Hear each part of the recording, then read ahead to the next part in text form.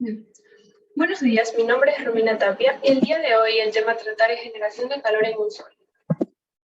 El objetivo de este problema es analizar un sistema con generación de calor en un sólido mediante el uso de ecuaciones diferenciales para su posterior resolución en el simulador ES y aplicación de estudios paramétricos. El sistema trata de un alambre con su respectivo radio y conductividad térmica que genera calor de manera uniforme a una razón de 4.8 watts por centímetros cúbicos.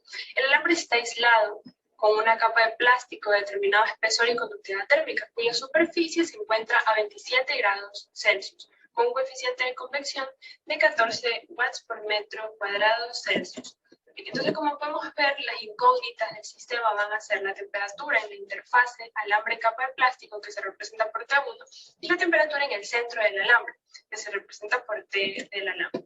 Entonces, para empezar a resolver este problema, lo que hacemos es hacer ciertas suposiciones en la región del alambre, es decir, de R0 a R1. Entonces, tenemos que la transferencia de calor es estacionaria porque las propiedades no cambian con respecto al tiempo.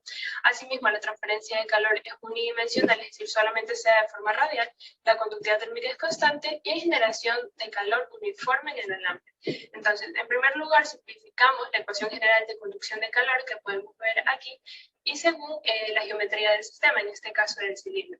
Luego integramos con respecto a R y vemos que aparece una constante de integración. Para encontrarla, planteamos dos condiciones de frontera. Una condición de frontera, conocida como la frontera aislada, donde el calor en el centro, es decir, en R igual a 0 va a ser 0, y una temperatura específica.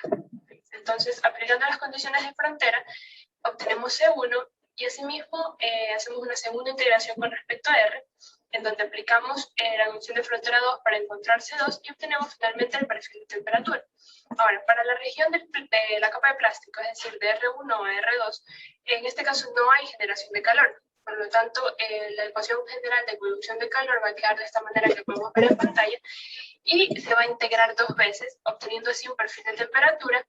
Y para encontrar la constante C1 y C2, lo que hacemos es aplicar nuevamente dos condiciones de frontera. Esta vez la condición de temperatura específica en R1 y la condición de convección. La convección se va a dar entre la superficie de la capa de plástico y el ambiente circundante. Entonces, aplicando estas condiciones, encontramos finalmente C1 y C2. Y finalmente, vemos que la conducción de calor que se va a dar desde el alambre a la capa de plástico va a ser la misma, entonces en ambas direcciones. Por lo tanto, se igualan estas razones de transferencia de calor, y lo que hacemos es despejar T1. Asimismo, se reemplaza estas derivadas que podemos ver de temperatura con respecto al radio, son unas expresiones ya encontradas y específicamente para R1.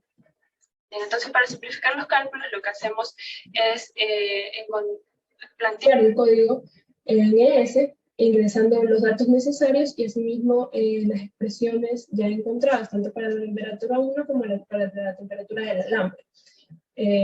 Entonces, lo que vemos son los resultados obtenidos, y asimismo se puede plantear, para facilitar un poco todos estos cálculos ya determinados, es simplemente la ecuación diferencial que se obtiene desde un principio.